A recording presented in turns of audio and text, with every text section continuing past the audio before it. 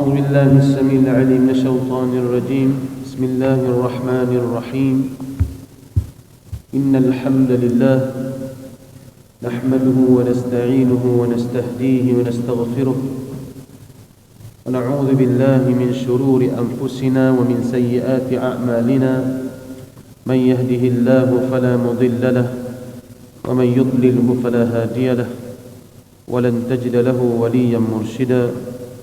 أشهد أن لا إله إلا الله وحده لا شريك له وأشهد أن سيدنا ونبينا محمدا عبده ورسوله.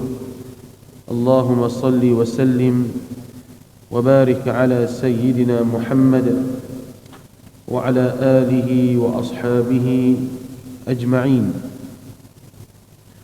اللهم علمنا ما ينفعنا وانفعنا بما علمتنا ولا تجعل الدنيا أكبر همنا ولا مبلغ علمنا. اللهم لا سهل إلا ما جعلته سهلا وأنت تجعل الحزن سهلا إذا شئت سهلا. ربي يسر ولا تعسر، ربي تمم بالخير. ثم أما بعد. Alhamdulillah, syukur kepada Allah Subhanahu wa taala pada pagi yang mulia ni Allah kurniakan kesempatan umur pada kita semua. Alhamdulillahilladzi ahyana. Segala puji bagi Allah yang telah menghidupkan kita kembali ba'dama amatana, setelah mana Allah mematikan kita sementara. Wa ilaihin nusyur, dan kepada Allah jugalah kita dikembalikan. Allah bagi nikmat hidup pada pagi ini. Marilah sama-sama kita berdoa pada Allah sentiasa, mudah-mudahan Allah Ta'ala mengurniakan kepada kita kekuatan istiqamah beramal, melakukan ibadat sampailah kita mati bertemu dengan Allah Subhanahu wa Ta'ala. Amin ya rabbal alamin. Sidang jemaah dirahmati Allah Ta'ala, InsyaAllah pagi ini kita akan baca beberapa hadis Nabi SAW, iaitu hadis yang pertama yang kita nak bincang, iaitu majoriti ataupun siapakah penghuni neraka dan siapakah penghuni syurga. Satu hadis riwayat muttafaq alaih, hadis sahih, an Ibn Abbas wa Imran bin al-Husayn radhiyallahu anhum عن النبي صلى الله عليه وسلم قال اطلعت في الجنة فرأيت أكثر أهلها الفقراء واطلعت في النار فرأيت أكثر أهلها النساء أو كما قال النبي صلى الله عليه وسلم. Daripada Ibn Abbas dan Imran bin Husain radhiyallahu anhum, beliau berkata bahawa Nabi sallallahu alaihi wasallam pernah bersabda, aku melihat dalam syurga kebanyakannya penghuninya ialah daripada kalangan orang yang fakir, dan aku melihat ke dalam neraka kebanyakan penghuninya adalah dari golongan perempuan. Kita nak hurai apakah yang dimaksudkan oleh Nabi sallallahu alaihi wasallam berkenaan dengan penghuni syurga dan neraka ni. Adakah orang kaya tak masuk syurga? Adakah orang lelaki tak masuk neraka? Baik. Pada malam Al-Isra' wal Mi'raj telah diperlihatkan kepada Nabi sallallahu alaihi wasallam banyak perkara yang ghaib, termasuk antaranya gambaran keadaan di syurga dan keadaan di neraka. Dalam buku susunan hadis berkenaan dengan peristiwa Al-Isra' wal Mi'raj yang ditulis oleh, yang dihimpunkan oleh Al-Imam Ibn Hajar Al-Asqalani dan Al-Imam As-Sayuti, ada banyak hadis-hadis sahih. Ini tak dalam buku tu, ada dah ada terjemahan dalam bahasa Melayu menceritakan apakah yang berlaku pada Lailatul Isra'i wal Mi'raj, malam peristiwa Al-Isra' wal Mi'raj. Antaranya Allah memperlihatkan Nabi khususnya pada Lailatul Mi'raj, ketika mana Nabi SAW Mi'raj ila sama, menaiki langit. Mi'raj ini ma'arij bermaksudnya tangga. Ya, ada setengah hadis dalam tubuh sebut bahawa seolah-olah Allah menyediakan tangga buat Nabi SAW untuk naik ke langit. Nabi diperlihatkan pelbagai peristiwa, pelbagai azab dan nikmat. Antara azab yang diperlihatkan adalah penghuni neraka, iaitu kebanyakannya daripada an-nisa, iaitu golongan perempuan. Dan Nabi juga diperlihatkan ada satu kumpulan yang perutnya sebesar rumah, api yang dalam perutnya sebesar rumah. Maka itu dibayangkan ataupun azab bagi mereka yang makan harta orang tanpa hak, khususnya anak yatim. La ta'kulu amwalal yatama zulman innama ya'kuluna fi butunihim nara. Ya, orang yang makan harta anak yatim ni, ya, sungguhnya perut mereka itu akan diletakkan bara api. Perut mereka jadi besar. Kemudian melihat ada satu kumpulan yang makan daging yang busuk, sedangkan di tepinya ada makanan yang sedap, tapi dia memilih makan daging yang busuk. Allah umpamakan mereka ini mereka yang suka menjatuh dan juga mengumpat, mencaci maki sahabat-sahabat yang lain tanpa hak. Ya, Allah kata apa dalam surah Hujurat?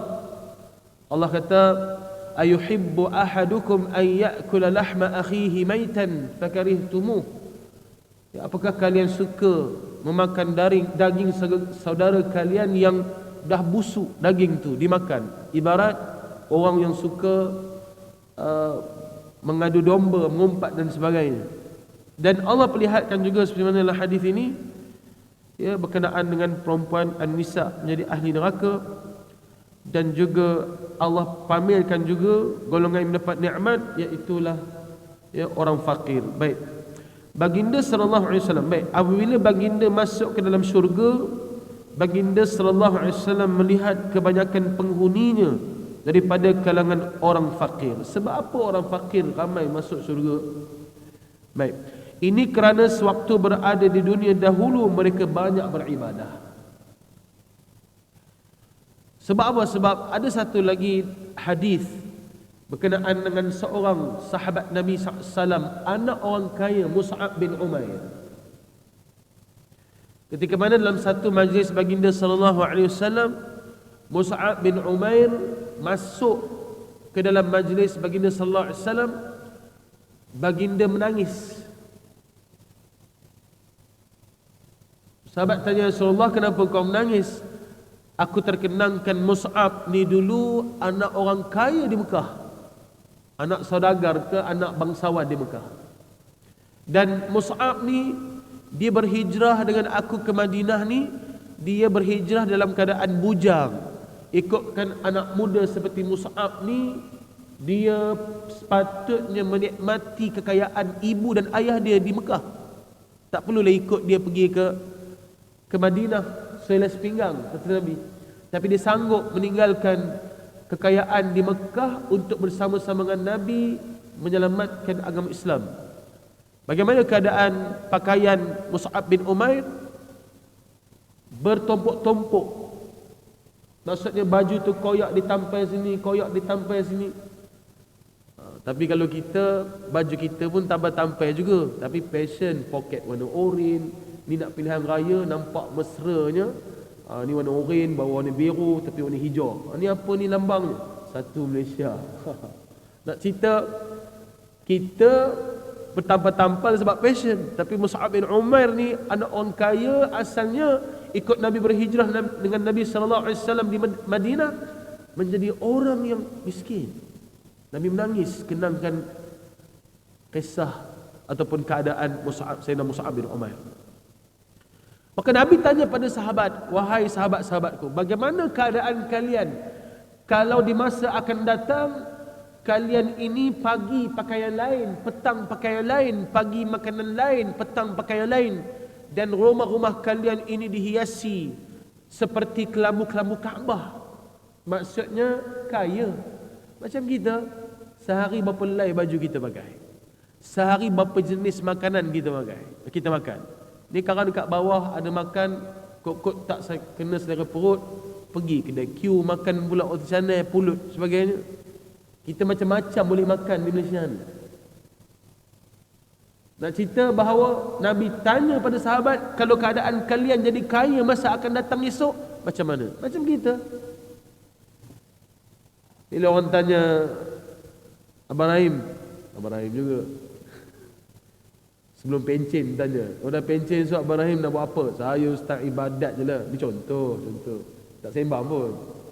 Saya baik saya ibadat je ustaz.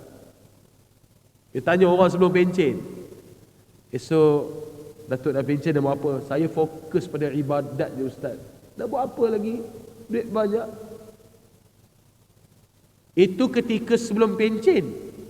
Tapi dah pencen, Allah bagi duit yang banyak, Allah uji lain pula.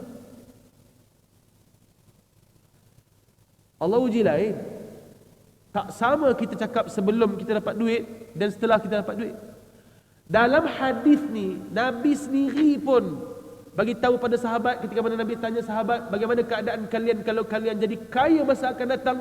Apa jawab sahabat?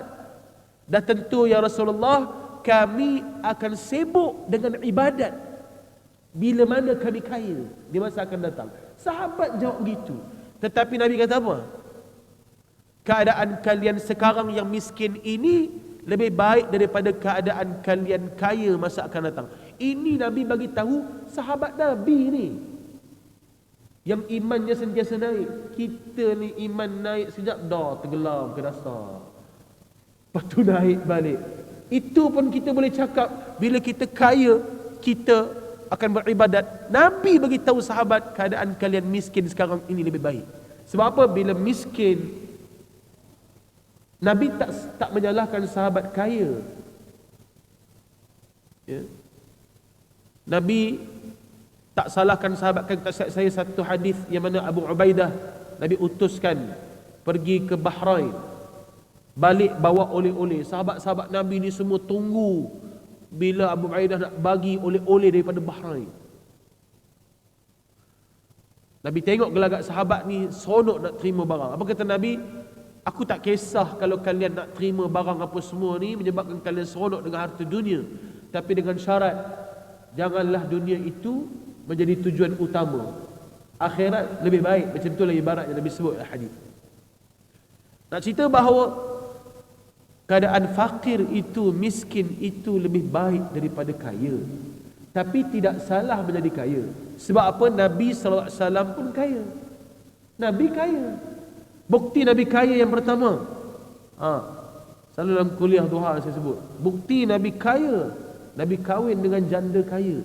Kalau tuan-tuan nak kaya, cuba cari janda kaya. Tengok, kaya tak kaya? Kaya. Yang kedua, Nabi kaya menjadi presiden Madinah. Presiden mana dalam dunia ni tak kaya? Semua presiden kaya dalam dunia ni. Antaranya Allah beri kepada Nabi satu kehebatan, Nabi tidak ada portion khas, pembahagian khas terhadap harta rampasan perang. Bila ada harta rampasan perang, Nabi boleh ambil banyak mana Nabi dah ambil. Nabi boleh ambil. Sebab apa? Allah tahu kalau Nabi ambil, Nabi tak akan menguntungkan ahli keluarga Nabi. Kalau takdir Allah saya menang pilihan raya, tunggulah kot nama saya jadi calon 5 bulan ni, kot orang calonkan nama saya Parlimen, Tambun. Tiba saya menang jadi Perdana Menteri, Ustaz Said jadi Perdana Menteri Malaysia, sokong tak? Contohlah, tak bertanding pun. Tiba-tiba ada satu undang-undang kata Ustaz Said pula, Datuk Tan Sri Said, bila Tan Sri dah jadi Perdana Menteri ni, Tan Sri boleh belanja banyak mana Tan Sri nak belanja guna duit kerajaan Malaysia ni. Contoh, apa saya kata? Okey, saya kayakan dulu anak-anak saya.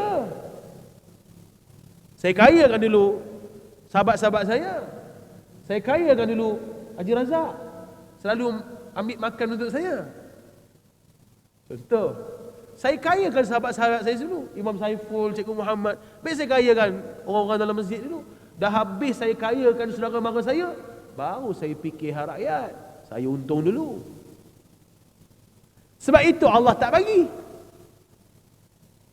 Tapi Nabi SAW Allah bagi, tidak ada portion harta rampasan. Sebab apa? Sebab Allah tahu Nabi tak akan menguntungkan ahli keluarga.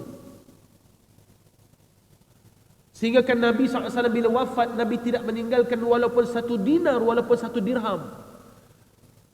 Sehingga kan selepas kewafatan Nabi, isteri-isteri dan keluarga Nabi yang hidup setelah kewafatan Nabi, mereka terpaksa menggadaikan baju besi Nabi untuk sara kehidupan mereka setelah kewafatan Nabi. Nabi tidak meninggalkan harta. Mana pergi harta Nabi? Semua Nabi belanjakan. Kaya tak Nabi? Kaya. Apa tanda kaya? Belanjakan harta. Susah nak jadi begini? Susah. Kita tak salah jadi kaya dengan syarat tidak pertuhankan dunia. Kita kena jadi orang kaya yang banyak infak, tak bergantung kepada kekayaan.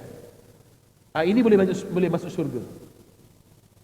Benda yang kita boleh dengki kan, orang yang kaya infakkan harta. Baik, tapi Nabi sebut dalam hadis ni, yang banyak masuk syurga adalah orang fakir. Sebab apa? Sebab mereka tidak bertuhankan kekayaan, mereka fokus pada ibadat mereka. Lain halnya dengan keadaan orang kaya yang banyak disibukkan dengan menghimpun harta dan menjaga harta yang dimiliki. Tapi kena ingat, tak salah jadi kaya. Dalam maqasid syariah yang 5 itu, dalam bab al-mal, dia ada al-kasbu alal mal, itu adalah dituntut dalam syarak. Apa dia? 5 maqasid syariah dalam bab menjaga harta, mencari harta, al-kasbu alal mal, mencari harta, menghimpunkan harta memang dituntut dalam agama. Sebab apa? Dapat je harta, infak, bagi, berkongsi dengan orang ramai. Itu konsep dibuat oleh Nabi SAW dan sahabat. Waqaf, bukan kaya seorang. Waqaf, kongsi. Islam menggalakkan kita jadi kaya. Baik. Mereka menghabiskan waktu hanya untuk mengejar dunia yang menjadi buruan, sehingga mereka dikejutkan dengan kematian, sebelum sempat melakukan amal ibadah. Maksudnya harta tu menjadi ujian pada dia, menjadi bala kepada dia. Menjadi bala kepada dia. Falamma nasu ma dhukiru bih fatahna alaihim abwaba kulli syai' hatta idza farihu bima utu akhadnahum baghtatan fa idza hum mublisun. Tak kala mana mereka lupa kepada Allah, lupa untuk mengerti Allah, lupa untuk melakukan ketaatan pada Allah, ataupun tahu kena buat ketaatan tapi leka. Falamma nasu ma dhukiru bih fatahna alaihim abwaba kulli syai'. Allah buka pintu-pintu kesenangan bagi dia di dunia. Kadang-kadang tengok ada sebahagian orang kan yang lupakan Allah. Kadang-kadang yang lupakan Allah ni, hartanya lagi banyak kepada kita yang ingat Allah. Beza. Memang ada beza kadang. Kadang-kadang orang mengeluh, saya ni buat penat solat tak kaya pun macam orang solat. Astaghfirullahalazim. Dia ingat kaya tu dengan duit, padahal kaya tu dengan sihat. Kaya tu dengan sihat.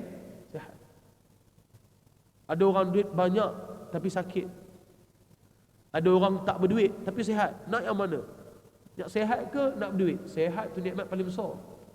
Letaklah duit 1 juta macam mana sekalipun, kalau demam menggigil 1 juta tu pun tak heran. Sihat itu lagi utama. Fatahna alaihim abwaba kulli syai'. Allah buka pintu kesenangan, apa saja dia nak minta dia boleh dapat. Sehingga dia rasa apa? Hatta idza farihu bima utu. Dan dia rasa macam seronok dengan harta, dengan kemewahan yang Allah berikan kepada dia tu, menyebabkan dia seperti mana yang Allah sebut dalam surah Al-Fajr. Apa kata Allah Ta'ala? Wa amma al-insanu idza mabtalahu rabbuhu fa akramahu wa na'amahu fayaqul rabbi akraman. Ini panggil orang yang bangga dengan dunia. Bila diberi kekayaan dia kata, tengok Allah okey je dengan aku, bagi aku rezeki macam-macam. Tak ada pun Allah murka pada aku dalam keadaan dia buat maksiat. Wa amma idza mabtalahu faqadara alaihi rizqah. Bila tak kala mana Allah sekat rezeki dia, fayaqulu rabbi ahanan. Dia pula mempersalahkan Allah, kenapa sekat rezeki dia pula. Ya. Hatta idza farihu bima utu. Sehingga mereka rasa seronok dengan harta kekayaan yang Allah berikan pada dia, yang seolah-olah dia tidak menerima ujian. Apa kata Allah Ta'ala? Akhadnahum baghtah.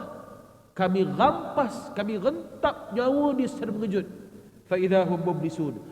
Ketika itu barulah dia terpinga-pinga, kenapalah aku ini dulu tidak beramal, dulu tidak menginfakkan harta, dulu tidak menjadi ahli ibadat.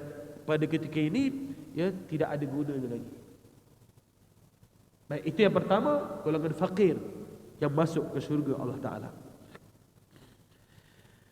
Apabila Nabi SAW pergi ke dalam neraka pula, baginda melihat kebanyakan penghuninya daripada kalangan perempuan. Ini kerana banyaknya orang perempuan yang tidak menunaikan hak suami. Jadi suami-suami di depan saya ni, ujian yang paling besar buat suami, fitnah. Dua lah fitnah. Fitnah dunia, fitnah isteri. Bukan fitnah tu saya bawa fitnah, tu kena faham. Fitnah ni ujian. Itu sebab Nabi SAW pesan kepada lelaki-lelaki ni, wastawsaw bin nisa. Maksudnya apa? Kita ni kena buat baik kepada isteri. Isteri ni diibarat seperti tulang yang bengkok di hujung. Nak ceritanya, isteri tak taat pada suami itu antara kesalahan suami tidak menegur isteri supaya taat kepada suami.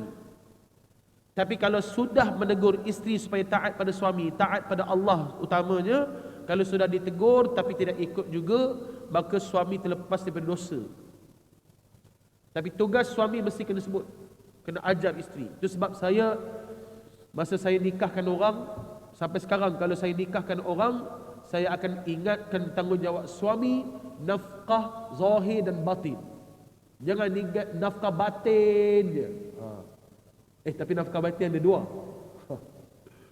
Nafkah zahir, makan, pakai, tempat tinggal wajib atas suami. Pesan pada anak-anak kita, cucu-cucu nak kahwin ni, kena ingat, Nabi kata apa? Man istata'a minkumul ba'ah. Kalau kamu mampu daripada segi ba'ah. Ba'ah ni apa dia? Mu'anin nikah, nafkah. Kalau kamu mampu daripada segi nafkah, nafkah di sini bermaksud nafkah zahir dan batin, falyatazawwaj, maka kamu nikahlah. Kalau mampu, kaya, ada duit, tapi nafkah batin pula tak mampu, jangan kahwin, menyeksa isteri pula. Macam itulah keadaan dia.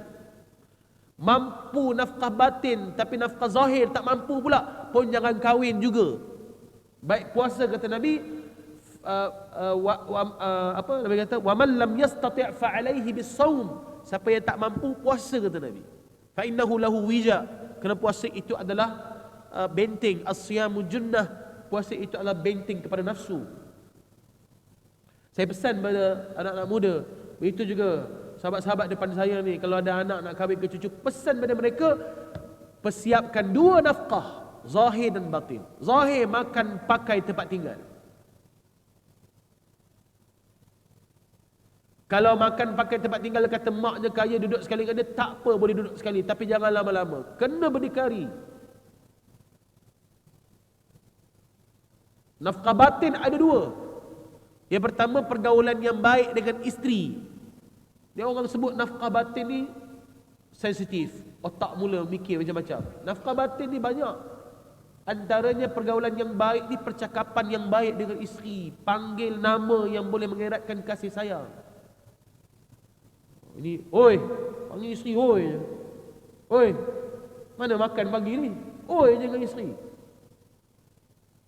Panggil panggilan yang baik. Qaulan karima. Panggil perkataan dan ucapan dengan memuliakan isteri. Itu nafkah batin antaranya. Kasih sayang, nafkah batin. Percakapan yang baik, tidak marah, itu semua nafkah batin. Apatah lagi pergaulan yang baik. Baik.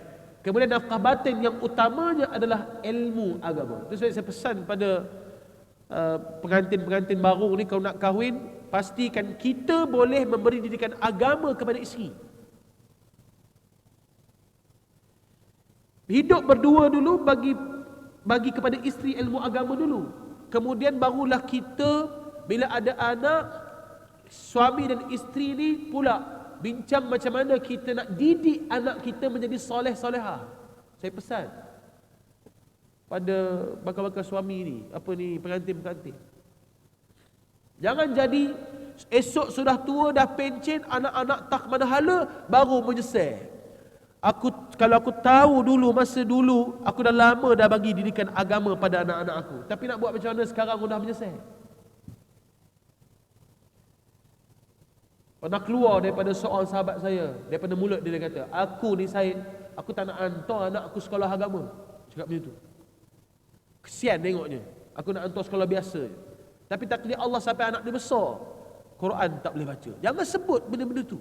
Dia menjadi tulah. Ini tulah yang betul. Jangan sebut. Kalau tersebut, tak apa, patah balik istighfar. Kita tersilap cakap, kita tersilap perbuatan tersebut, istighfar, patah balik. Tu saya kata, bila dah kahwin, bila dah ada anak, ibu dan ayah pula ditugaskan untuk mendidik anak dengan didikan yang baik, supaya anak tu jadi baik. Anak jadi baik ni adalah saham kita di hari akhirat. Kita mati esok, yang menemani kita dalam kubur antaranya beriringan doa anak yang soleh. So macam mana kita nak buat? Bermula daripada ibu dan ayah yang soleh-solehah. Kalau ibu dan ayahnya tak soleh, tak solehah, macam mana anak nak jadi soleh-solehah? Kenapa tak solat? Mak ayah saya pun tak solat. Cuba tanya kat anak-anak tu, kenapa tak solat? Sebab jiran sebelah tak solat. Tak, dia akan kata mak ayah tak solat, sebab itu dia tak solat. Bila pergi musafir mana-mana, bila masuk azan waktu, mak ayah tak berhenti untuk semayang, anak-anak tak akan berhenti, sebab mak ayah tak berhenti. So penting ibu dan ayah ada didikan agama, tapi tak terlambat. Di depan kita ni semua tak terlambat. Kalau kita dulu tak pernah macam tu, sekarang ni ada masa, ada nyawa. Dakwah tidak mengira usia dan masa. Anak-anak, walaupun takdir Allah umur kita esok dah 80 tahun, anak sulung kita umur 60 tahun, kita wajib pesan pada anak-anak kita ni, jangan tinggal solat. Pesan. Sekurang-kurangnya ada bahagian kita, tanggungjawab kita terlepas menyebarkan dakwah kepada anak-anak kita, ya, ataupun memberi didikan agama pada anak-anak kita. Baik. Jadi tugas suami sebenarnya, suami ini tu sebab Allah bagi qawwam, ar-rijalu qawwamuna 'ala nisa. Suami ini merupakan qawwam. Qawwam ni bukannya kekuat tumbuk perempuan bagi mati, jangan lawan, suami kuasa besar. Bukan maksud itu qawwam. Qawwam ni antaranya bertanggungjawab. Ya, rijalu qawwamuna 'ala nisa. Tak habis-habis itulah ayat diguna. Jangan lawan abang. Ar-rijalu qawwamuna 'an nisa. Kamu tahu kami lelaki ni, suami ni, taraf kami lebih tinggi pada perempuan. Itu sebab kalau dalam bab pembahagian harta kami dapat 2 bahagian, kamu dapat 1 je. Oh, macam itu hujahnya. Abang nak kahwin seorang lagi. Abang jangan lawan. Abang kuat, abang ar-rijalu qawwam. Oh, dia guna alasan tu pula. Salah tu. Qawwam bertanggungjawab. Kalau dia sebagai suami, ibu-ibu belakang gelak, seronok dia. Qawwam sebagai suami bertanggungjawab kepada isteri, mendidik isteri. Qawwam tanggungjawab nafkah. Qawwam tanggungjawab counter emosi keluarga. Qawwam tanggungjawab sebagai seorang ayah. Rasa diri tu qawwam antaranya kan, bila kita tak ada dalam keluarga, isteri dan anak-anak sedih. Itu tanda qawwam tu, tanda berjayanya seorang suami. Bila kita balik rumah daripada masjid, daripada kerja, anak-anak melompat-lompat sambut kita, itu tanda kita ni ar-rijalu qawwam. Kena faham tu. Ini balik rumah ke apa, anak buat tak buat buat noheh je. Ayah balik, ayah balik, lantaklah ayah balik. Ayah nak gimana? Kursus 2 minggu. 2 minggu ayah, kenapa tak sebulan ya? Ini tak qawwam. Kita tak dihargai. Kita pergi kursus mana-mana pun beritahu isteri, abang kursus apa 3 hari. Takkan 3 hari je bang, pergilah seminggu. Biar lama sikit. Ini tanda suami tak qawwam. Kita nak cerita bahawa kesemuanya bergantung kepada suami, ketua keluarga. Kullukum ra'in wa kullukum mas'ulun 'an ra'iyatih. Setiap kamu ini adalah pemimpin dan akan dipersoalkan terhadap apa yang dipimpinnya. Warrajulu fi ahlihi ra'. Dan seorang suami pada keluarganya adalah ketua. Wa huwa mas'ulun 'an ra'iyatih. Dia juga bertanggungjawab terhadap ahli keluarganya. Siapa? Isteri dan juga anak-anak dia. Besar tanggungjawab suami ini. Pesan pada anak-anak cucu nak kahwin, kena faham dulu tanggungjawab besar sebagai seorang suami. Tapi kita dah terlajak jadi suami, baru tahu tanggungjawab. Tak apa, teruskan. Oleh sebab itu Ustaz, saya rasa saya nak mula baliklah tanggungjawab sebagai suami. Macam mana? Kahwin seorang lagi. Itu bukan, itu bala. Jangan. Apa yang ada diperbetulkan. Isteri kena fahamlah apa yang ada diperbetulkan. Baik. Saya ulang balik.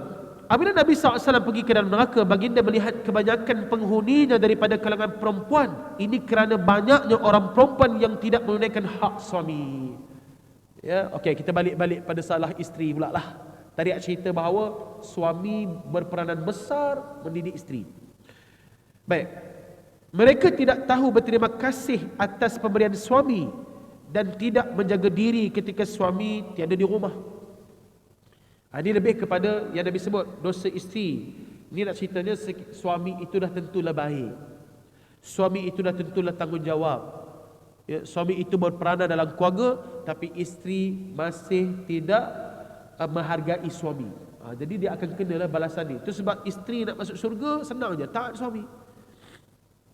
Taat suami, redha dengan sumpahan suami. Nabi sebutlah hadis. Seorang isteri ni kena sabar dengan sikap suami, kena sabar dengan sumpah seranah suami. Biasalah suami kadang-kadang ada terlepas cakap apa, kena sabar.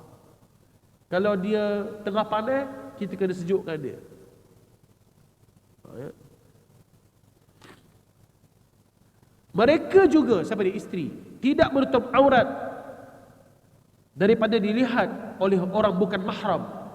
Dan banyak pula di kalangan mereka yang keluar dari rumah dengan pelbagai hiasan dan persolekan, seperti memakai minyak wangi yang harum dan membiarkan bau yang harum itu dicium oleh orang yang bukan mahramnya. Sedangkan apabila di rumah menghadap suami, ya, hanya pakai pakaian yang buruk, berkembar je di rumah. Keluar baru dia berhias. Emas simpan dalam bekas. Pesan pada isteri-isteri di rumah atau isteri-isteri di belakang, emas yang banyak tu pakai di rumah. Gelang kaki yang ada loceng tu pakai di rumah, bukan pakai di luar. Biar masa masak tu ada bunyi sikit kering-kering gelang tu. Hias untuk suami. Inilah rumah berkembar, rambut serabai. Keluar rumah bersiap-siap, cantik lawa. Balik rumah pakai balik baju koyak. Dengan suami sepatutnya kena hias. Pakai pakaian cantik. Ini antara sebab-sebab yang mengakibatkan banyak di kalangan perempuan yang akan masuk ke dalam neraka. Maka peliharalah dirimu dan keluarga daripada api neraka. Ya. Biasa kuliah subuh habis pukul apa? Nampak benar dah lama tak kuliah subuh sejak Azlan.